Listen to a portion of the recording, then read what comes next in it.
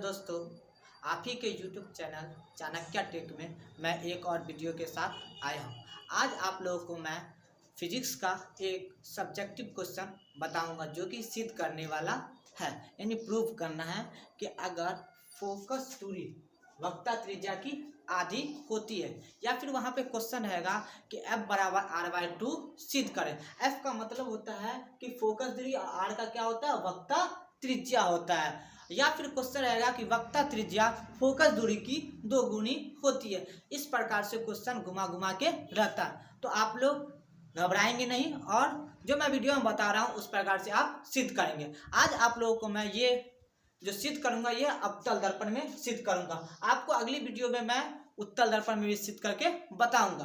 तो हम अवतल दर्पण में आज हम सिद्ध करेंगे कि फोकस दूरी वक्रता त्रिज्या की आधी होती है, या फिर F बराबर r/2 सिद्ध करें। तो सबसे पहले क्या करना है, हमें एक दर्पण लेना है। कौन सा दर्पण हम लिए? अवतल दर्पण। कौन सा दर्पण लिए?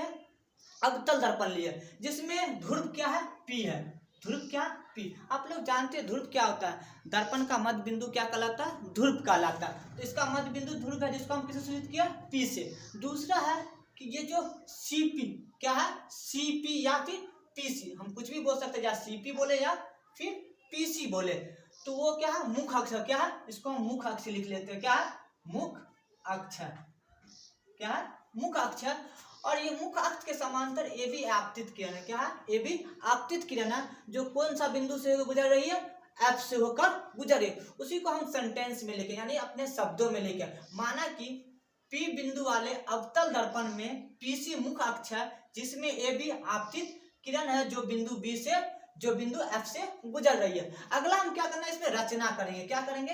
रचना, यानी कुछ वर्ड अपने माइंड से लिखेंगे। यानी रचना करने का मतलब है कि हम अपना एक रेखा इस पे रचना करेंगे, यानी खींचेंगे। तो हम क्या खींचते हैं रचना में?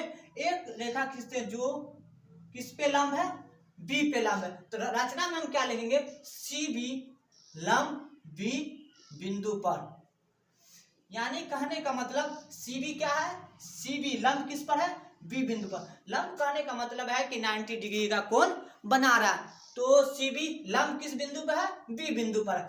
अब हम चलते हैं अपने आगे सॉल्यूशन की ओर। किसकी ओर? सॉल्यूशन की ओर चलते हैं। तो सॉल्यूशन करने के लिए अब हम क्या करेंगे, सबसे पहले हमको कुछ बात ध्यान में रखना पड़ेगा। वो बात क्या है? प्रकाश के परावर्तन के नियम को। तो प्रकाश के परावर्तन के नियम में हम आप लोग जानते भी हो या फिर हम बता रहे हैं कि आपतन कोण परावर्तन कोण के बराबर होता है। ये सेकंड नियम है प्रकाश के परावर्तन का। दूसरा नियम है कि आपतन कोण परावर्तन कोण के बराबर होता है। उसी चीज का इस यहाँ पे हम उपयोग करेंगे। तो सबसे पहले जानते हैं AB आपतित किरण है और CB लंब है। तो आपतित किरण और विलंब के बीच का कोण क्या कहलाता? आपतन कोण कहलाता। यानी कोण ABC। इसको हम I लिख लेते हैं और इसको क्या लिखते हैं? ये आपतित किरण दर्पण से परावर्तन का जो गुजरी है परावर्तित किरण हो गया। कौन किरण हो गया? परावर्तित किरण हो गया। और ये अभिलंब है, इसके बीच का कोण परावर्तन कोण, जिससे हम किससे सूचित करते हैं? R से सूचित करते हैं। किससे?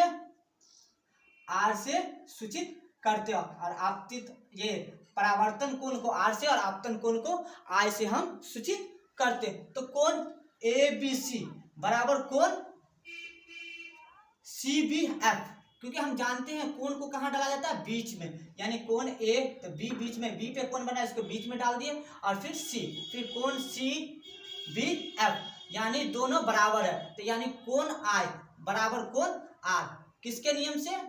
परावर्तन के नियम से। यहां तक समझने में आप लोग को दिक्कत ना हुआ होगा, क्योंकि हम जानते हैं कि कोण ABC आपतन कोण है और कोण CBF परावर्तन कोण है। ये फर्स्ट जो आप लोग को हम बता दें परावर्तन का नियम का उपयोग हुआ। फिर हम जानते हैं कि जब दो रेखा आपस में समांतर हो और तीसरी तिर्यक रेखा काटती है, तो एकांतर कोण से ये कोण और ये कोण आपस में बराबर। इसी प्रकार देखो, अगर हम इसको I की ओर बढ़ाते हैं और इसको ऊपर की ओर बढ़ाते हैं, तो देखो ये और ये रेखा आपस में समांतर है और तीसरी तिर्यक रेखा ये काट रही है, तो ये कोण और ये कोण आपस में क्या होंगे? बराबर हो जाएंगे। तो ये भी कोण क्या हो जाएगा? कोण I हो जाएगा। क्या होगा? कोण I। यानी कहने का मतलब कि कोण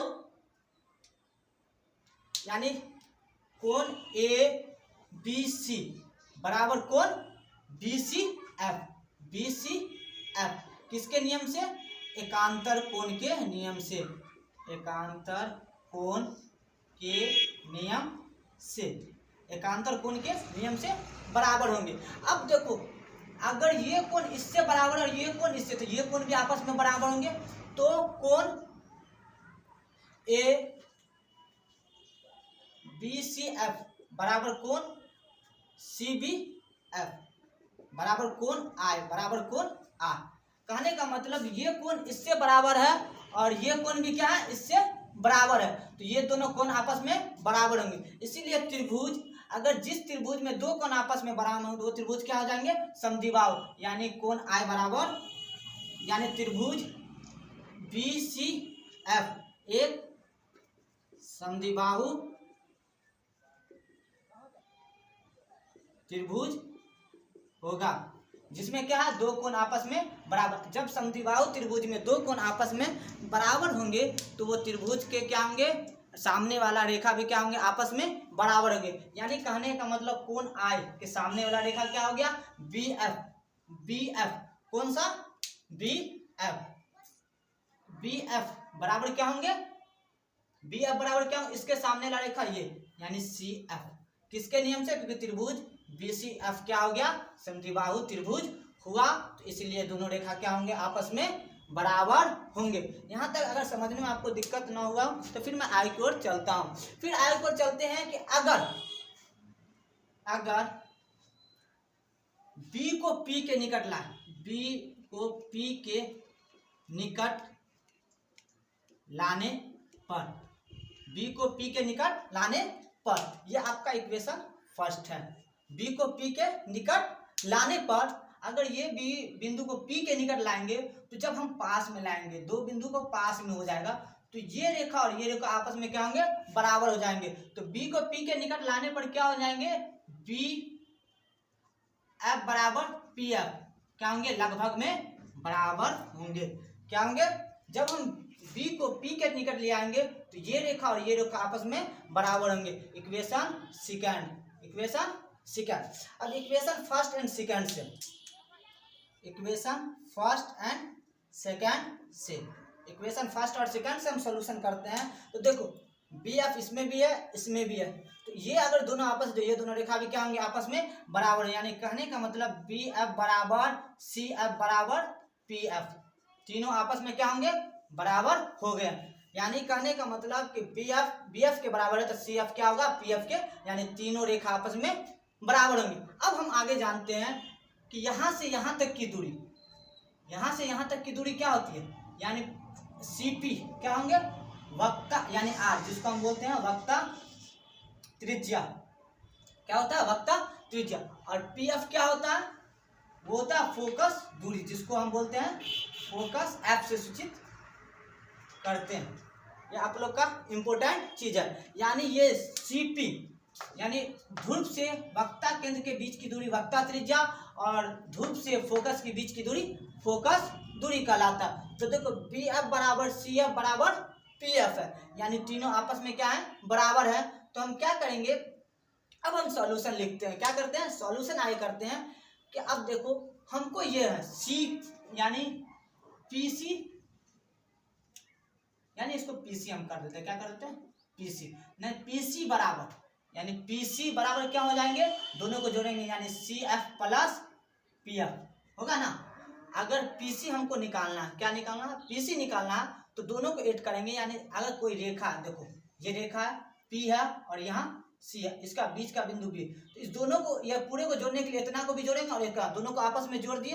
दोनों को जब आपस में जोड़ेंगे तो पीसी बराबर सी एफ, क्या सी एफ के जगह पे हम लिख सकते हैं, सी एफ के जगह क्या पी एफ लिख सकते हैं। क्यों, क्योंकि हम बता रहे हैं आपको कि सी एफ के जगह क्या लिखे, P F plus P F है, क्योंकि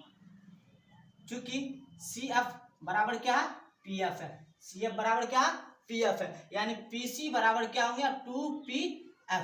अब देखो पीसी को किससे सूचित किया, आर से, और एफ 2 गुने पी एफ को किससे सूचित किया, एफ से, तो आर बराबर क्या हो गया, 2f। यानी फिर हम देते हैं कि एफ बराबर क्या लिख सकते हैं, r/2 प्रूव। हो गया। कहने का मतलब कि फोकस दूरी वक्रता त्रिज्या की आधी होती है, या कहने का मतलब कि फोकस दूरी जो वक्रता त्रिज्या होता है वो फोकस दूरी की दोगुनी होती है। यही आप लोग का सॉल्यूशन था, जो कि काफी ये सब्जेक्टिव क्वेश्चन जो आपके 10th एग्जाम में हमेशा पूछे जाते हैं। आप इस प्रकार से लिखोगे तो आपको कंफर्म पूरा मार्क्स दिया जाएगा। आपको वीडियो अच्छा लगे तो इसे लाइक करें, शेयर करें, साथ साथ कमेंट भी करें। इसमें कोई गलती लगे तो आप उसे हमें बताने, कमेंट बॉक्स में बताने की कोशिश करें। Thank you for watching.